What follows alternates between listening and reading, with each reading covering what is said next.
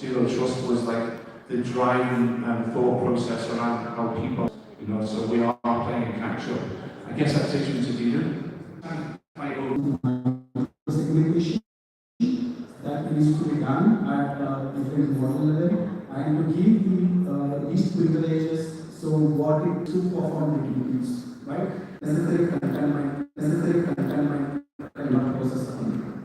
Can I just ask my panelists, just before I pop the next question out there, how many of you are using AI in your day-to-day role or in any shape or form? Audience, please show of hands. AI, any kind of tool. Any kind of tool, yeah. Now, if you're working in the energy sector, in oil and gas, which is still your primary role here in the UAE, I live in Bonnie, Scotland, on the north coast, a place called Aberdeen. It's the oil capital of Europe. There are 287 oil rigs working in probably the most arduous industry in the world. You have to fly on helicopters in any kind of weather to get onto an oil rig. 94% of operations on these oil rigs are still using the legacy systems. Legacy systems that have been developed over 30, 40 years. How on earth can we ensure that these legacy systems are fit for purpose? You should ask yourself the same question. We have one particular member here from the energy sector that must be having that nightmare challenge every single day. Let's get a microphone over there. Thank you so much. Yeah. So what are the challenges in integrating intelligence feeds into legacy systems? Because obviously working in hybrid environments, environments are going to bring unbelievable challenges when you're trying to integrate new technologies. From an intelligence point of view, how do you overcome that? Yeah, that's an interesting question. If I talk about intelligence and engineers, so it's not about the platform, it's not about the technology. Yeah, we need to be up to date what's going on across the world. Yeah, and what's happening in our areas and our industries and all. So for that, first we need to have the proper visibility in our infrastructure, the cloud.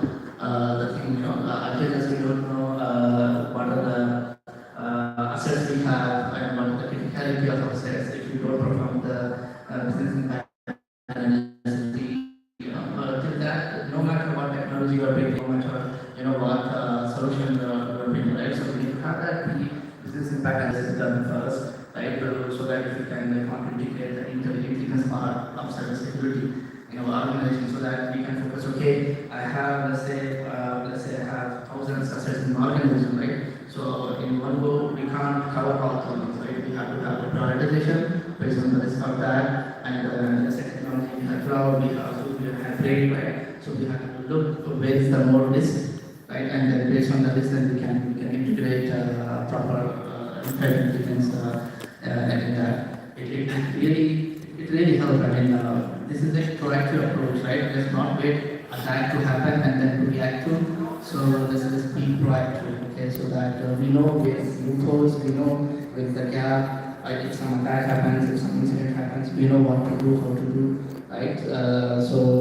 Let's say these days a supply chain attacks have been a lot, right? So if you have proper integrated with our technology, we know in advance proactively, okay, something happening in my sector, right? So it did happen to me, but let's be ready. I mean, like how to stop that before it happened to us.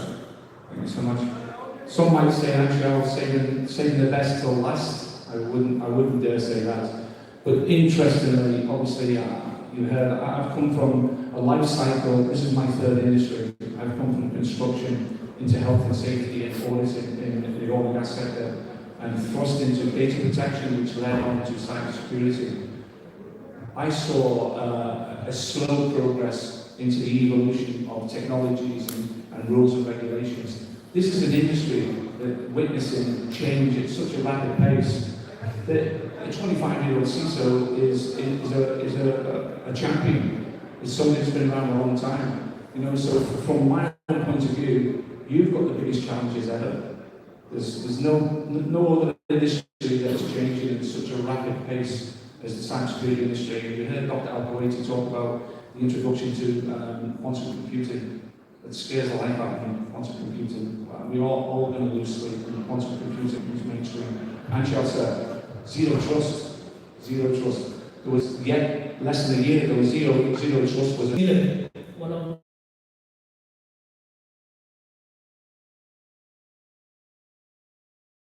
I would say it's a baseline. Now, if I say that if an airport security you go, okay, do they only scan your passport? That's it. They only scan your passport or something else they do.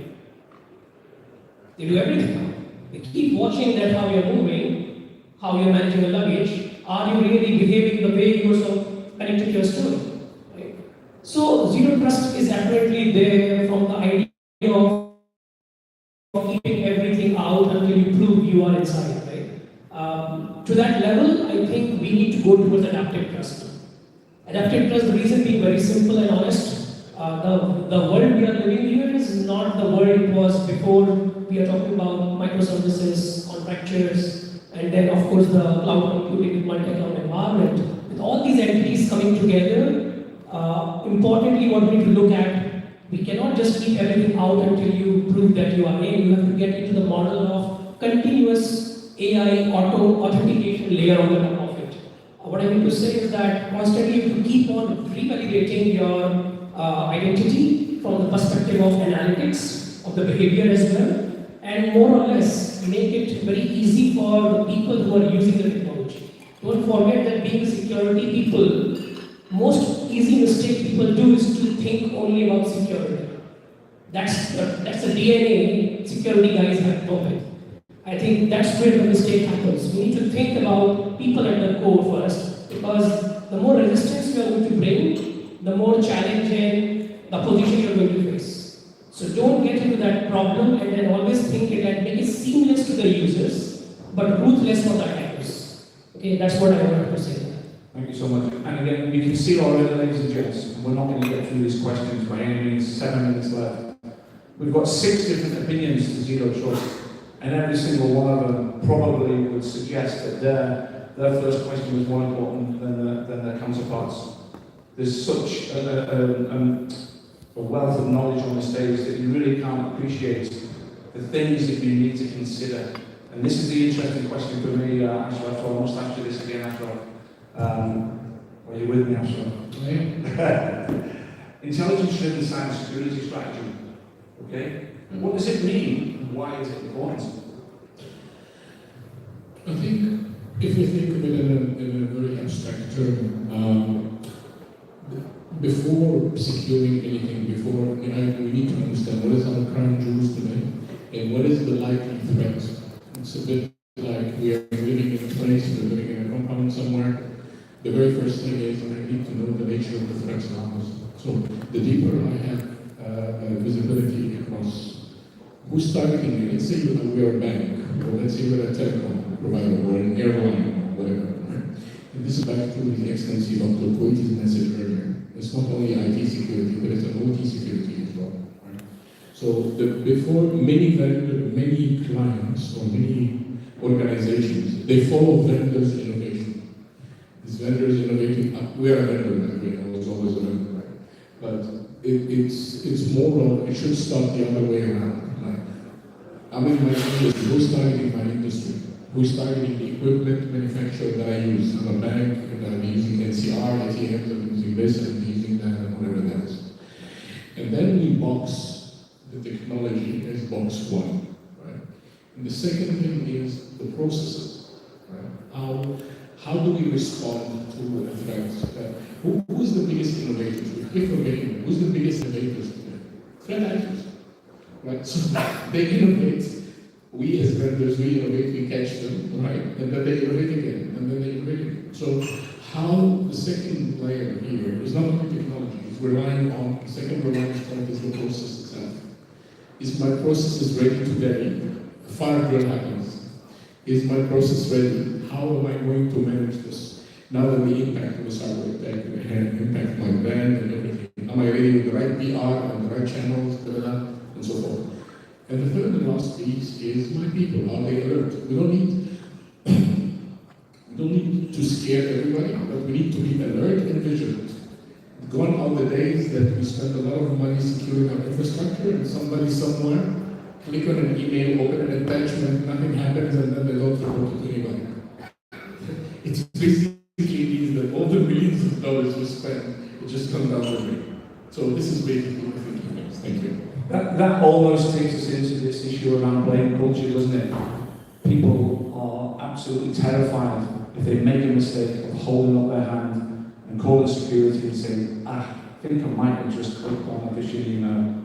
We've got to come away from the blame culture because it's going to hold us back. And you're absolutely right, Ashraf, that the bad guys are winning slightly because they're more creative, they've got much bigger budgets, and they're not restricted by governance, by rules, by regulations, because that's what makes us the good guys. We just need to keep ahead of them.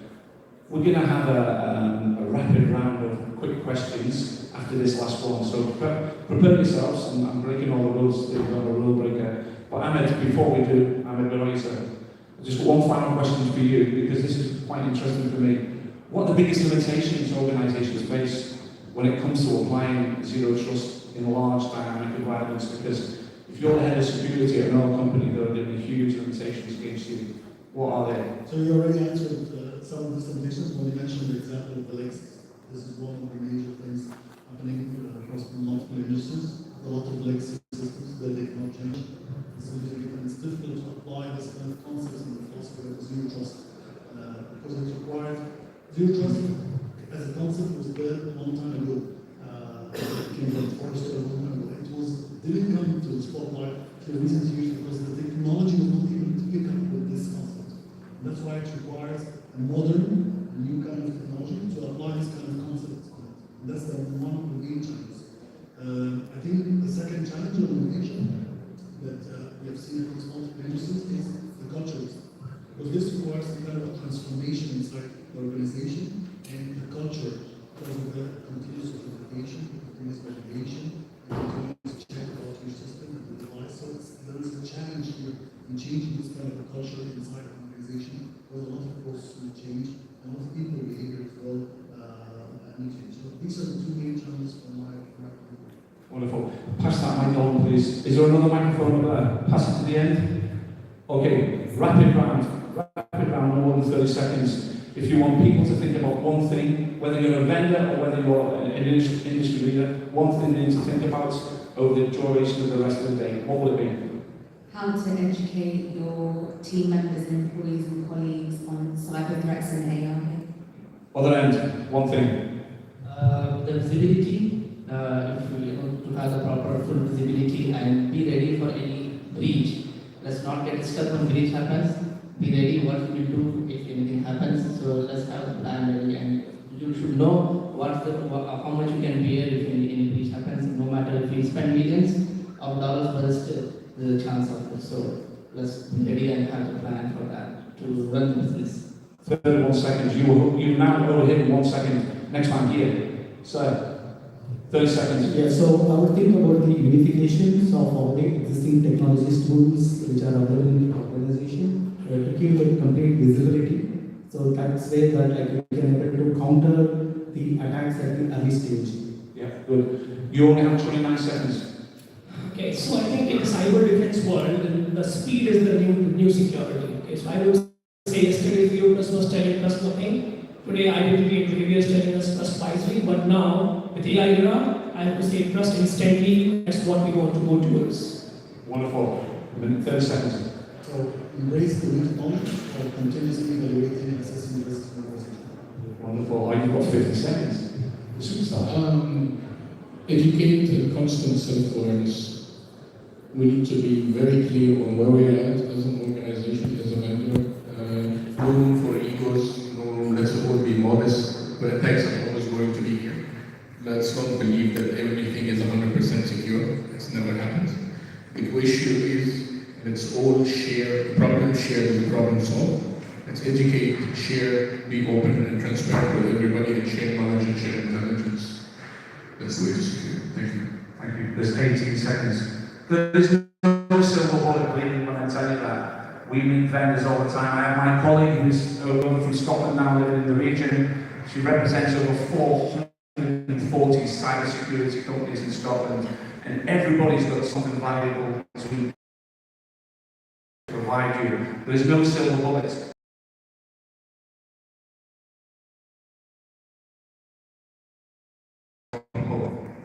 And I can assure you about one thing, I spent 30 years in martial arts, I've done a multitude of different things over my life.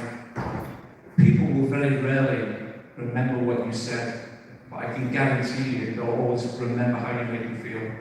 Keep that in mind, adopt that ethos, and you'll win every day of the week. Thank you so much. Please, a round of applause for my panelists. Thank you.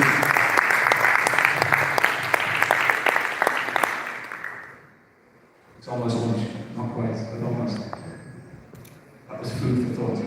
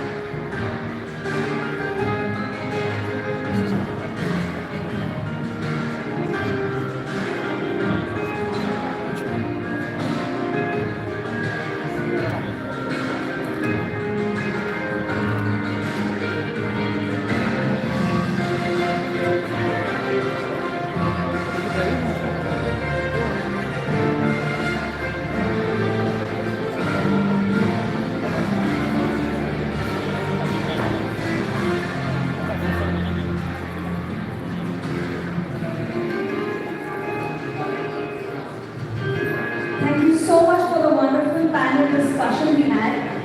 And up next we have the third panel discussion happening.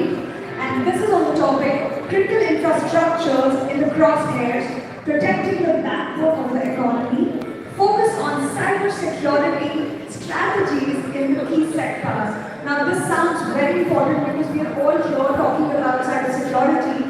And for this, let me invite our panelists, Mr. Khalid Al-Pineji, Cybersecurity Head, Group IT, Shared Services Center, Enoch. Please welcome him.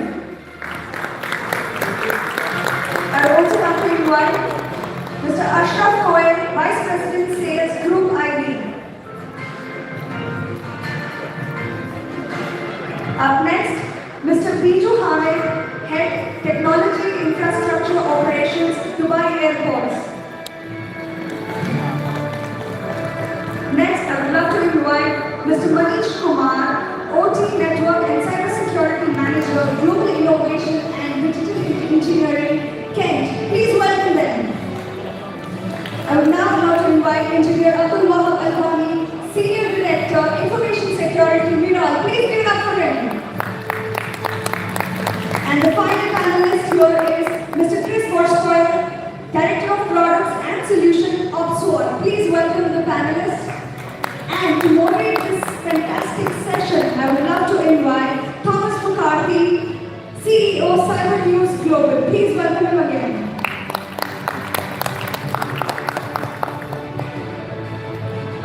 Please take a seat, guys.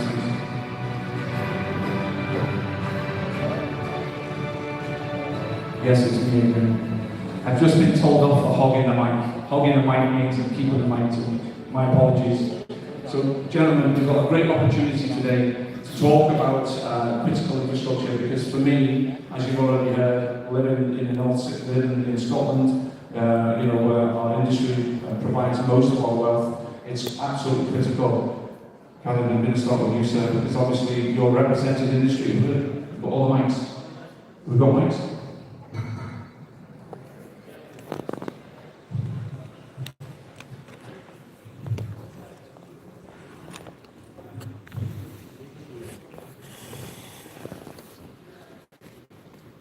And please, I'm going to encourage you all to really think about the questions I'm going to ask you.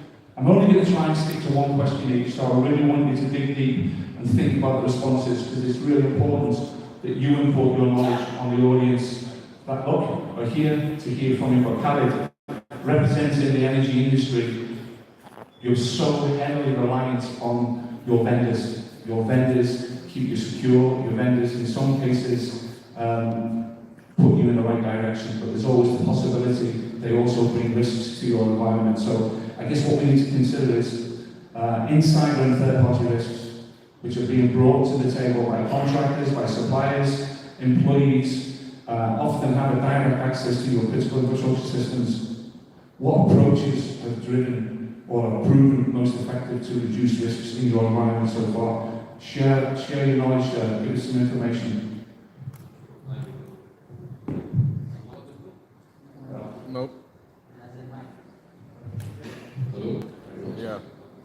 So basically, that's a very critical question to be asked. Once you are a big organization, for example, that you have multiple organizations under yourself, like companies with joint ventures and other elements, you are so open to a lot of third parties. Either supplier, partner, or your customer also is actually considered to be a third party for you. But there's a huge amount of risk that can be involved from, let's say, your main supplier, which is, we talk about OT or critical infrastructure. We rely on a lot of OEMs that bring their own solutions or packages that operate on most critical assets.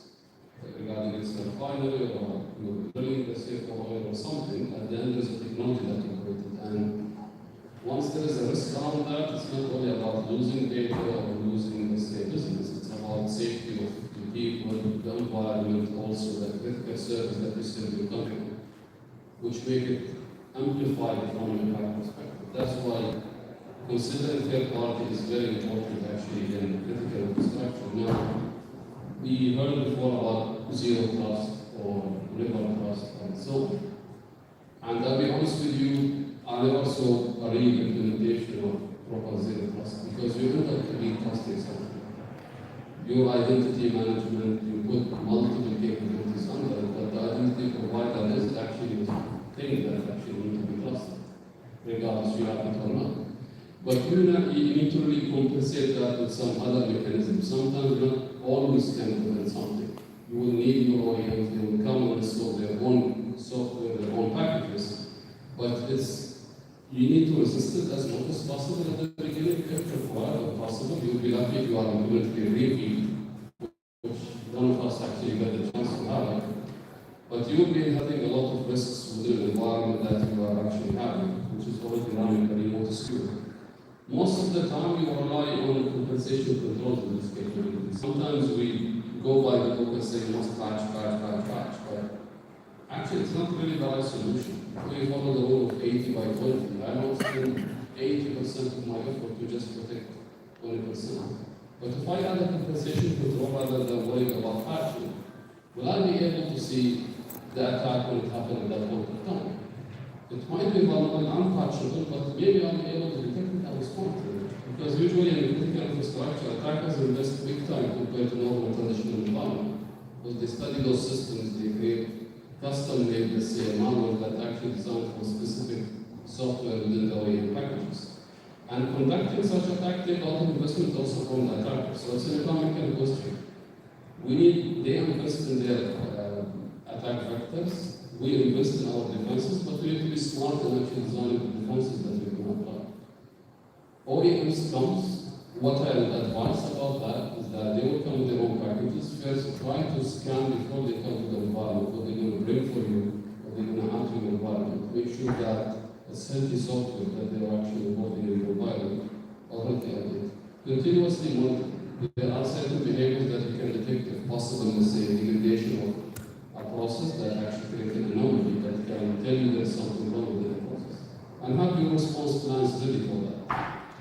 So that's what I will share. Thank you, Khalid. Just in the word of it, Khalid is one of those cyber superheroes, keeping the fuel in your cars and keeping the lights on in your building. His cyber team are preventing lights going off and from the fuel not being produced. So thanks, Khalid. I guess I'll go on. Yeah, it's good to see you, sir. operational technology, industrial control systems. That's the technology. That's the tech that's keeping the oil pumping to the shore. But what are the blind spots? What most organisations know about their IT assets? How many OT operators still struggle with full visibility? Because this is one of the challenges. A lot of OT operators still don't know what they've got. Yeah, and the question is very important and critical to answer. In IT, the visibility becomes now as second nature because the technology, like the CMDBs and technology for asset discovery. However, in the OT side, actually it's a bit complex related, to the technology. What I'm trying to say here, if you ask the operator how many asset inventory do you have now, they will come with the questions. You have 1,000, and when you run the passive mode into monitoring or having a discovery, so you discover maybe 100% differentiate. So is it, in terms of realistic, are we able to have visibility into OT? Technically, yes. We are having multiple technologies that support the OT discovery, but it's the culture says no. Like and even the business, they are afraid of any disruption, so they tell when it's working, please don't touch it. Nowadays, there are multiple technologies in IDS passive mode discovery that support the OT side in terms of the rights or in terms of the short tech. So those are now can be discovered through the network without any disruption. So the risk here is like what the business are afraid in IT. In IT visibility, interaction severity is low, but in terms of discovery, but in terms of OT, a bit. If you lose the visibility, that means you might lose even lives. It's not only the service. Again, thank you so much. It's so important that we get different perspectives when it comes to OT and ICS. So Bijou, I'd like to ask you exactly the same question. So what are your issues around visibility of OT and ICS? Yeah, I think principally, I think it's just a lack of understanding and clarity with what AI really stands for. Everyone just comes on the background, not realizing where the capability, not the product, sits within their program. You have to understand, you can't put a Formula 1 car on a highway, you have to put on a racetrack. Right? So there's a lot of requirement with precision and defining the right tool for the right requirement. Now, if you sort of expand on the A of AI, right? It could be adaptive, it could be augmented, it could be automated, and in very few cases it's purely artificial. If you look at the intelligence part of it, true intelligence, or human intelligence, it's a cocktail of things. So you've got the data, you've got the experience, you've got the emotional element, you've got the ethical element, you've got the moral element, and in a lot of cases you've got common sense, which is quite missing in today's AI solutions. If you go to the AI side of things, there's usually the most common suspects. You've got data, you've got algorithms and models, you've got the pattern recognition, and then some kind of policy enforcement or action. If you look at the maturity of how AI has evolved, so we've always spoken about generative, it's gone into agentic, and I believe we're on a journey to what they call AGI, which is artificial general intelligence. Now you need to overlay that onto your infrastructure. OT environments have historically had a generational gap with enterprise IT. You cannot take the same set of tools, the same mindset into an OT environment. You just ask for trouble. And I think that is nicely mentioned here. Use the word passive scanning in the environment. That's clear understanding of the environment. If you try a traditional AI-driven cybersecurity tool, even if it's for your assessment or analysis in an OT environment, you're going to get a lot of blue screens of deaths, disruption, a lot of the factory lines abruptly stopping. And that's because we are still thinking the same cookie cutter can be applied for a different node. Now, when you do take practical application of AI, and let's call it data science for the sense of from an academic perspective, practically, you see that AI data science brings three things to the table. It brings the ability to handle volume, it brings speed, and it brings greater precision. Now, the moment you apply that on our SOC 1, SOC 2, level 1, level 2, and even from the purview model, the intervention aspect, you can take offload the heavy lifting that a lot of our human experts and SMEs focus on and lose a lot of time. If that can be offset, but you still require, as they call it, the human in the loop for the oversight. We have to understand that we are on a journey of adoption where the key aspect in today's point of time is AI and data science brings in agility and adaptability. The one big difference is historically what we used to have in the controls. If you go to the OT space, you would look at whitelisting, you would look at fixed configuration parameters, you would look at baselining. What data science can bring to the table today is it can evolve and adapt depending on the patterns recognized, the validation of those patterns, and what threat it poses to your environment. But when it comes to the element of enforcement or action, that's where the oversight is critically required. What you don't want are, the energy sector, aviation sector, any of the other sectors, operational clock was being disrupted because the algorithm thought that was right action. It could have been a false positive. So we have to be very cognizant of the contextual aspect of what the patterns are recognized, where you can apply that, and then thereafter, and understand that there is the difference between where we sit when we always talk about cloud as a must and AI as a plus. Cloud was very organic the way it grew. AI is very exponential. So what you see today, 3 conferences down the line, huge differences in how the game has changed. Thank you so much. And I guess you can already see the challenges that people have when it comes to legacy systems, talking to operational technology, industrial control systems. It's a minefield that these experts need to get their head around. Ashraf, I know that you've got a particular question in relation to what are the challenges that you currently face now in relation to protecting our critical national infrastructure. Could you share a little bit of knowledge with us? Sure. So, first, I apologize for being in 2 panels. I was filling in for a friend, so I didn't give you a chance to miss me before lunch. On the critical national infrastructure topic, let's imagine a few things. Just it's easiest to try to put the audience in my shoes.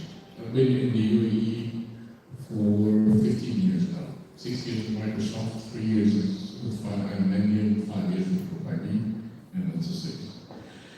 If we look at the definition of critical national infrastructure, it usually started from ministries, government, banks, oil and gas, whatever.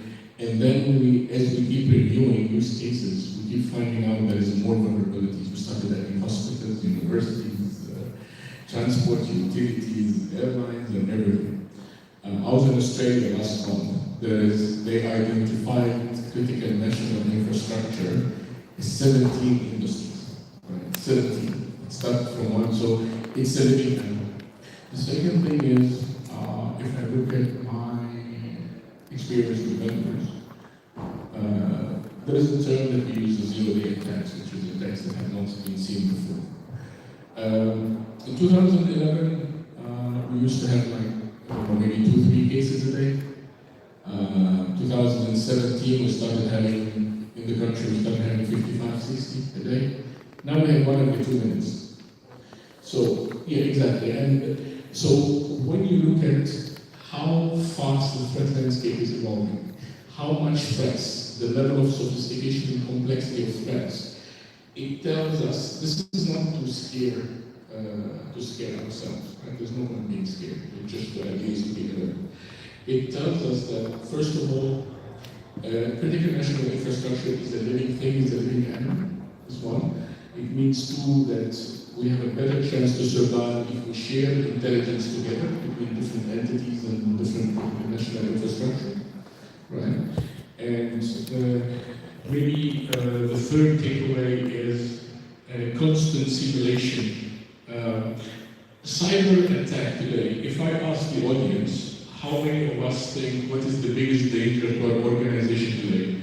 Would it be, God forbid, a fire in the building, or I don't know, a crash in whatever, or a cyber attack?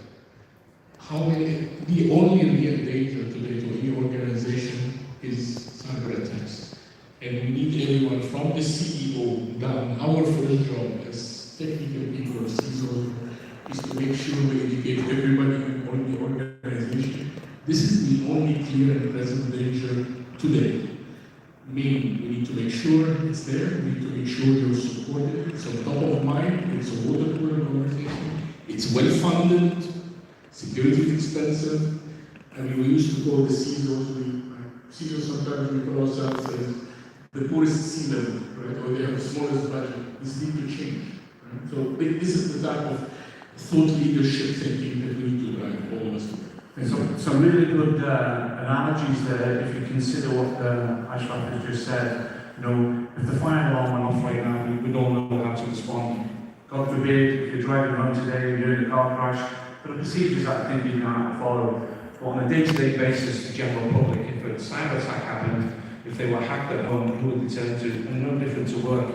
Unless we're going to practice day by day our procedures, it's not going to happen as quickly as it should. Which is really interesting, 17 different industries within critical national infrastructure.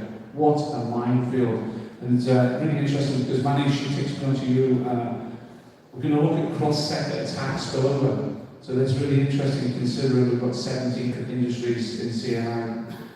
If a cyber incident in the energy or aviation industry can trigger cascading effects across industries, how prepared are we in the region? You know, to look at sector-to-sector dependencies and the fact that they could be exploited. So, what are your views on the cross-sector struggle? So, it is indeed a very critical questions on the critical infrastructure when we talk. And what makes the infrastructure critical is the dependencies, right? It cannot go in silos. It supports the economy. So, energy sector, fuel supply, aviation, and so it cascades to the the financial sector, other sectors, including the health and other services. So how prepared are we? We are well prepared. So far, we have our designers working about the future readiness of inter and cybersecurity programs, whether it is the people related to the people or the process or the technology. All has been taken care, but there are silos, there are gaps which we are we as experts we are trying to fill. Now when I talk about gaps, there are gaps in the people, process and technology. So when we talk about gaps in the people, the real skill set required to fill these gaps between the different sectors. There is a very thin line you see between IT and OT, if I say. The lines are getting diminished slowly. So when the skill set is required, the skill set should be in such a way that it should address it should be aware of the criticality of both, whether it is the IT or the OT.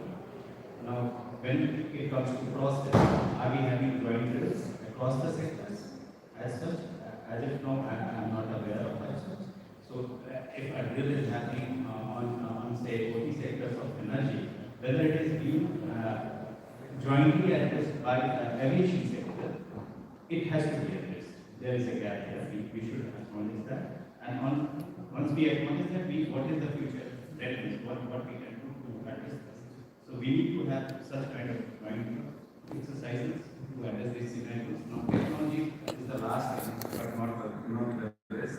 So, like you mentioned, most of us in the panel, including you, come from OT background. There is no implementation, as our two panelists has highlighted, that we heard of philosophy, zero trust, but are we implementing? Are we able to implement even on our operational technology? No, right? So there are other controls which has to be placed in between to safeguard this cross-sector spillover. I will not say spillover, it is a cascaded impact, because spillover is a very small term, which again, based on the company's risk appetite, the amount of downtime they can afford, so that the other party who is connected to you is least impacted. So that way, yes, we are critical, but there are silos which we are continuously, we need to take as a cybersecurity for professionals. And apart from that, buying from the stakeholders is very much mandatory. We keep talking among our cybersecurity groups that we are very much having awareness, we know the technology, we know the processes, where are the gaps. But other than us, are other stakeholders of a project, when we are implementing a project, the other stakeholders who are the project custodians, are they aware about these things? So these things has to be cascaded, the information has to be cascaded to them as well, so that the budget, the funds, it is a top-down approach. We should identify that fact. Thank you. And all relevant points, Manish. It's frustrating sometimes when you know you've got so much information you want to share. And please remember, folks, most of the speakers will be around over lunch. Chris, we're definitely saving the best for last. Thank you for your patience. For the simple reason, legacy systems versus modern threats. This is really interesting for me. With critical infrastructure often running on decades of old technology, as I've already indicated, for our energy sector, and more so, flying with British Airways. That is a legacy technology that is not fit for purpose, let me tell you. What a nightmare getting here. Is rip and replace really enough?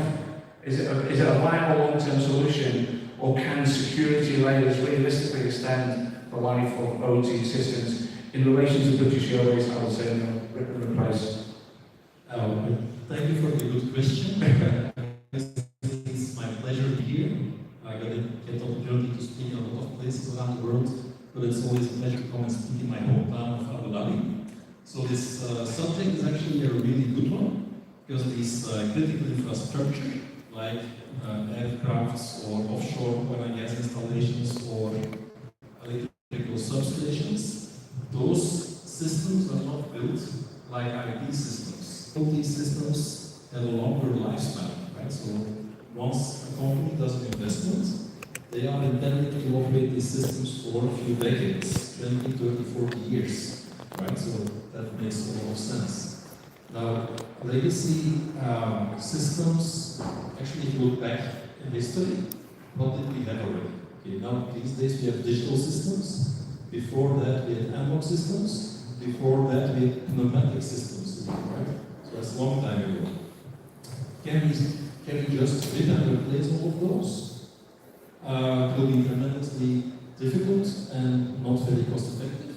So I think we need to look for ways to augment the legacy systems with modern cybersecurity platforms, right? So it's perfectly possible to install a bolt-on cybersecurity system on an offshore platform in the UK, which will bring your cybersecurity profile to where it needs to be, leaving your critical systems in the offshore platform running on that legacy protocol. So it might be serial-based, right? What bus RTU? Okay, leave it like that. If you can bring that into the modern cybersecurity platform by adding something to it. What can we do there? Okay, this can be next generation industrial firewalls, this can be data dive kind of solutions, which only about monitoring only applications. Okay, there are small cost-effective data dives which can connect your legacy Modbus RTU, speak serial, convert that across the area into MQTT or a SPI that pushes data securely and encrypted in your control center. The other argument we made in the previous panel about quantum computing is also really interesting. So these days, AI is very much here, right? So we can use AI for the good. Attackers are using AI for the bad. So that's all there. So we should start being worried about okay, how do we protect our AI model? Things like AI data model poisoning are very real. So we need to protect that data set in order to get the best out of AI. How do you do that? Again, AI solutions can be there. Now the subject of quantum computing, that opens a whole different ball game.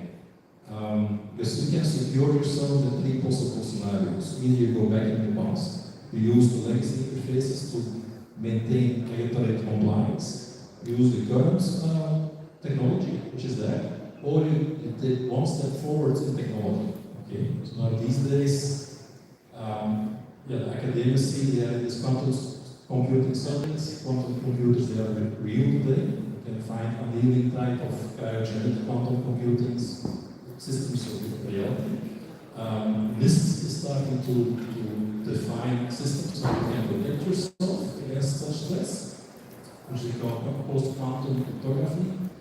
So ultimately, you can create bolt-on cybersecurity which can apply to your legacy OT systems, which are actually post-quantum ready. So you don't need to upgrade your offshore platform, just add something which will be resilient for the threats which will come in the next 5, 10, or 15 years from now. So there's the answer for British Airways. We need a few quantum computers. Gentlemen, it's time to think on our feet. No more questions. 30 seconds. Speed dating. We've just had a data breach. Okay? The CISO's out of the building. Your team are turning to you. It's maybe not your department. 3 things that you need to consider. What do you need the team to do? Data breach. Someone's coming to your network. You're uncertain of what the malware is or if it's a human error. 30 seconds. Pass the mic on to the end, please. Let's start over here first. 30 seconds. What are you going to do? First, I think controlling the crisis in the bank. If you control the people, their stress, they'll be able to operate. If you don't succeed with that, enjoy the party. That's all I'm going to say. At the end, Chris, it's back to you. No quantum. 30 seconds. Yeah, sure, no problem. So, okay, now let's say it's a ransomware attack. First of all, we find the system to decrypt it, fine. Now the data set is released again, but we don't show that there is a threat remaining in the data. So we have to start cleaning it up. How do we do that? Okay, create a secure data vault, and get it, start filtering the data, move through the filter the data, and then start using a clean set of data again to start from scratch. Start thinking. Audience, I'm coming to you in a minute. Bijou, 30 seconds. Right, I definitely echo what you said. State control is absolutely the first important key aspect. The second thing is try to establish as clear a timeline and a pattern of what potentially could have happened. And thirdly, a bit of a disruptor here. Don't focus just on the IOCs, but on the IOAs as well. For those of you not aware, IOCs are the trails of what has happened. IOAs are patterns of what is happening. So that will give you a good insight of sustained APT kind of mentality. Other end, 30 seconds. So collect the data, analyze it, and then train the follow. Well done. 10 seconds. Problem solved. You've got 40 seconds. I think you mentioned main pillars, but the most important is the communication. Control is very important. Communication is the most important also. Engagement with stakeholders, activating either its crisis plan or management plan. So this is very important. Ashraf, non-vendor response. I was about to say I'm a vendor, I'll be a bit cooler, but not. So, non-vendor response is, so I'm a vendor, but the thing is, always team up with someone. It's always important to have a level-headed person, because keeping your emotions under control, managing the crisis itself. The issue is not we've been hit a lot first, what happened. The issue is how do we contain it within seconds, how do we remediate it quickly, and how do we manage the impact and what we learn from it. Which leads me to one last thing in the last 10 seconds of my thing. There is a blind spot always when it comes to the conversation of IT and OT. The answer is there will always be a blind spot. We should not think of the world as IT and OT. We should think of use cases, end-to-end use cases. Today, the use cases, a hospital using drones, taking photos of a patient, trying to locate a path, that goes across 6, 7 types of IT and OT in different generations in the case of technology. So when we think, always think use cases, and when we work, always work together and share information together. Thank you, Khaled. I'm definitely on board with Khaled when it comes to keep a cool head, think of your people, and enjoy the party. There's no question. Ladies and gents, please put a big round of applause together for my esteemed panelists. Thank you.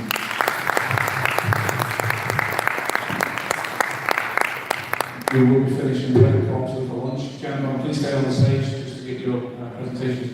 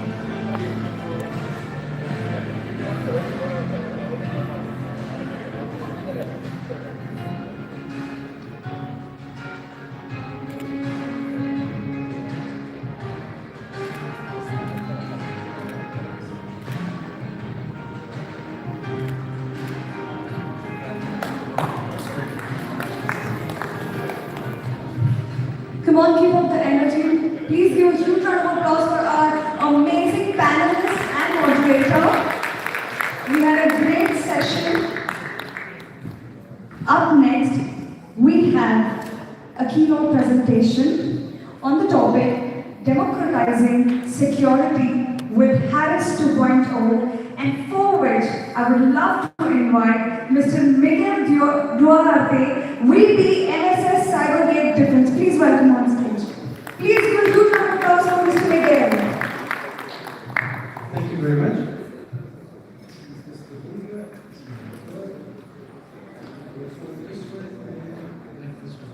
Hi, good afternoon, everybody.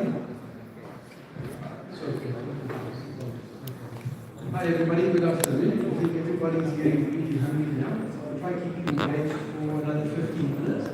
I'll talk about democratizing security in general, and then how Harris 2.0 can help with this problem. So I think a lot of people in the room today, we've got the current threat reality. So what is the reality of the threats that we have to deal with today? Some key concerns that CISOs are concerned about, things that keep me awake and some of my colleagues, and then some key solutions to those concerns. So I'll cover those in the next 15 minutes. I think, we'll start with the threat reality today. So I think the threat reality today, the slides have got references from IBM's cost of breach report as well as Verizon's. So if you look at the cost of that breach today, it's about $4.4 million per breach, and that escalates to about $4.9 million. It's an insider, malicious insider, which is quite an interesting statistic. AI-driven breaches are on the rise. They're about 16% today. And if you break down AI attacks, you're looking at about 37% of them are phishing specifically. And deepfake attacks are also on the rise, about 35%. But this is expected to double or triple in the next year. One of the other interesting stats that we saw was 63% of all organizations had no formal AI governance policies.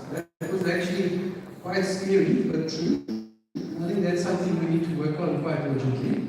The last, but not least, most important one is vulnerability exploits. So 30% of all breach and attacks come from exploited vulnerabilities. And with AI in the loop now, we're going from exploiting in weeks down to hours. So that's really the reality that we live with as cybersecurity professionals today. So that's the preamble. I think now one of the key concerns for CISOs today. So there's probably 6 that are top of mind. I think depending on the maturity of the CISO, that might vary a little bit. But based on the information we're getting from our CISOs, this is really the 6 key ones. So AI-driven attack, touch on those a little bit. Tool overload and tool fatigue. I think too many tools and too many alerts is one of the big challenges. Identity compromise and insider threat, this is a big one as well. The vulnerability to patch gap, how do you get that sorted out? The skill gap is a continuous challenge today, and it will continue to be as the technology gets adopted really quickly. Last but not least, we've got brand and reputation risks. So this is also, a key thing. These are the key things that CISOs are staying up awake at night. We're going to ask some good questions. So how do we defend against AI-driven attacks today? So you've got multiple AI-driven attacks. You've got phishing. So one of the suggestions is to use a multi-tiered email gateway system, similar to what you do with a firewall, but with email gateways. Have an automated triage and response capability. So once you find something that's phishing, be able to triage it quickly and respond. Go and delete all those emails so that it doesn't get clicked by any of your users. And the last one, but not least, is use AI-driven phishing simulations. Use them a lot frequently. Make sure that your teams are used to seeing what good AI phishing looks like so they'll avoid it in the future. I think deepfake detection, this is one of the key capabilities that's coming online now. In the US, it's already mandatory for banks or telephonic banking to have deepfake detection for voice.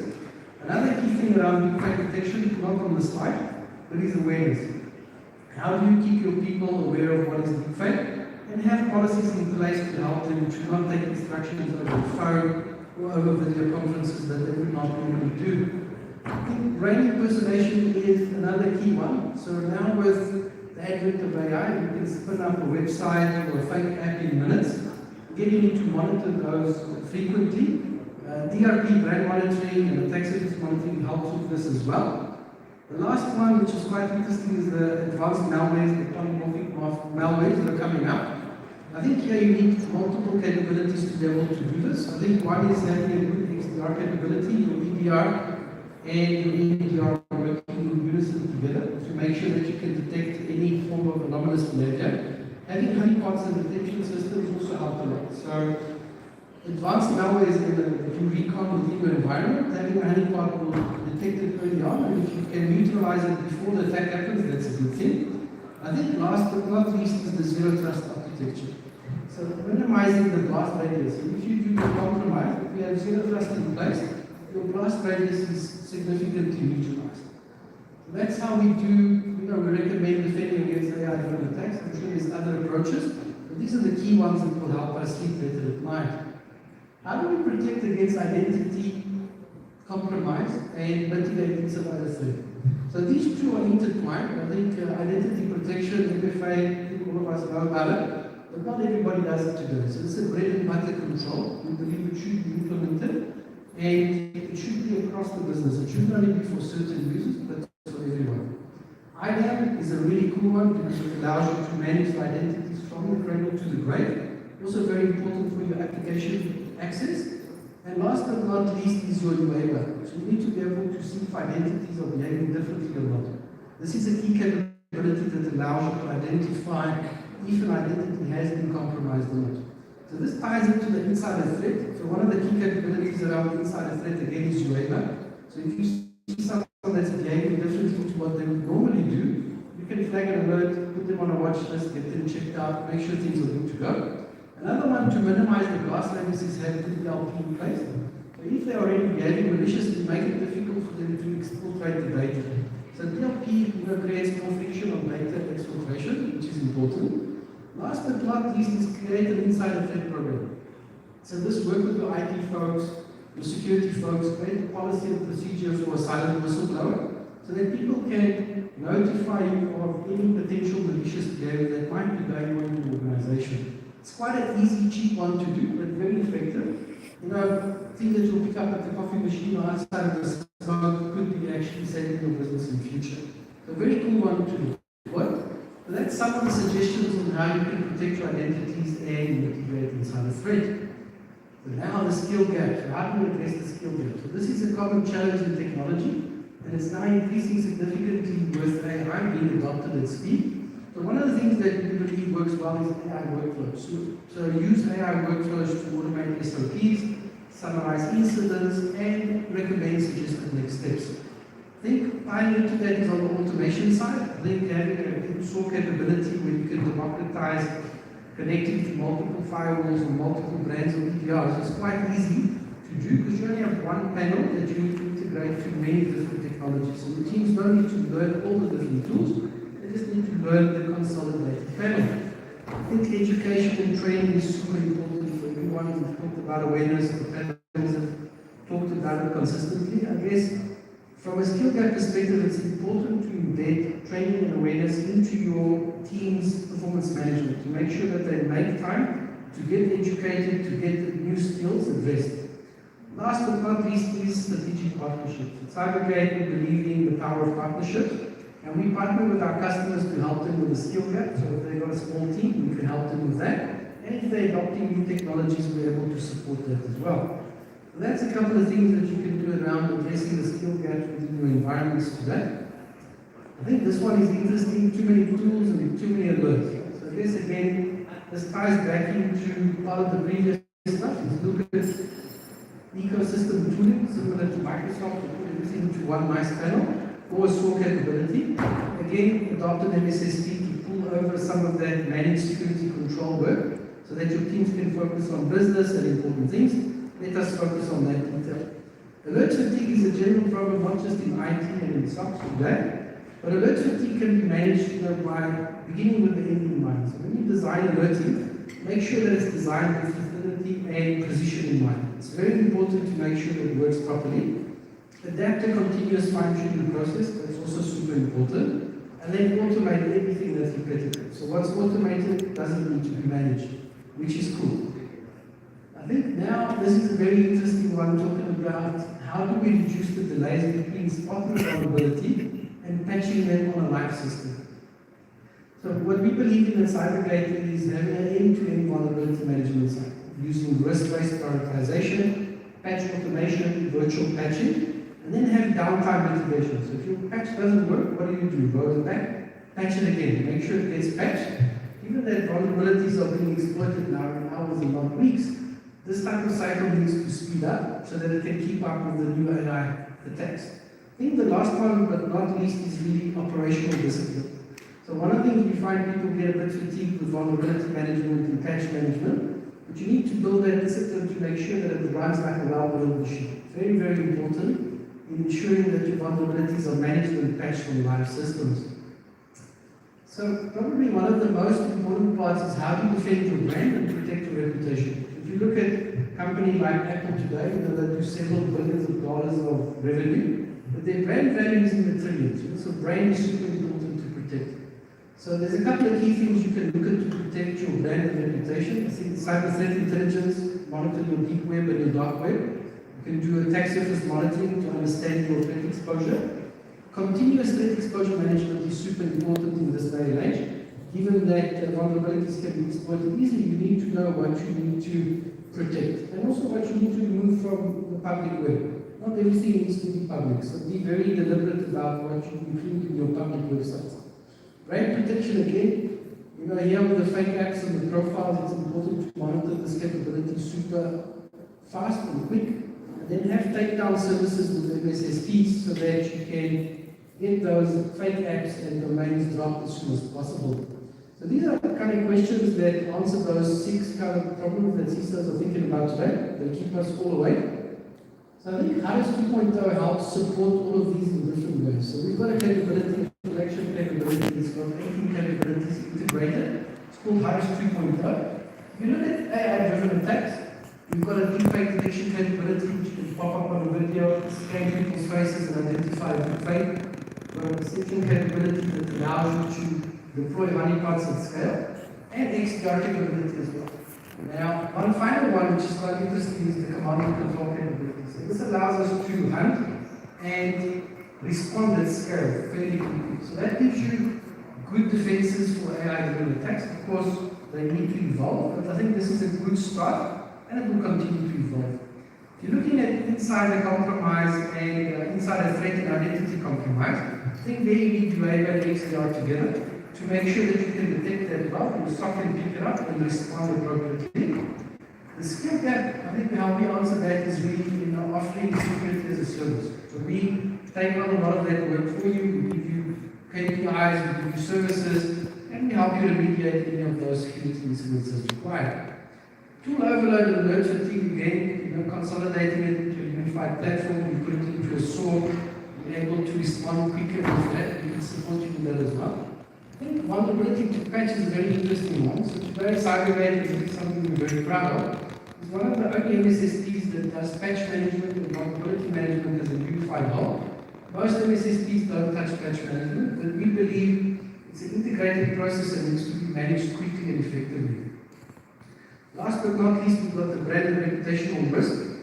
I think there the digital risk capability is super important. Monitor the deep web, the dark web, your surface web, your attack surface monitoring, and do takedowns as appropriate. Those are key things to do. I think one of the last things, if you remember anything about my speech today, it's really around what HARIS can do. Right? So it democratizes expertise through AI, automation, and security as a service.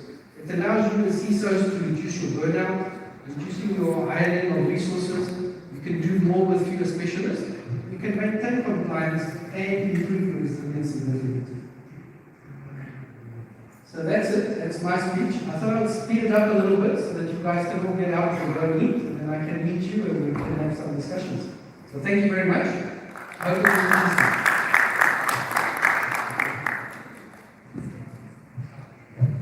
Thank you so much, Mr. Miguel. I request Dr. Arwa to please come up on stage and felicitate Mr. Miguel Duarte, VP MSS Cyber Defense. Please give it up for this wonderful session he's put for us.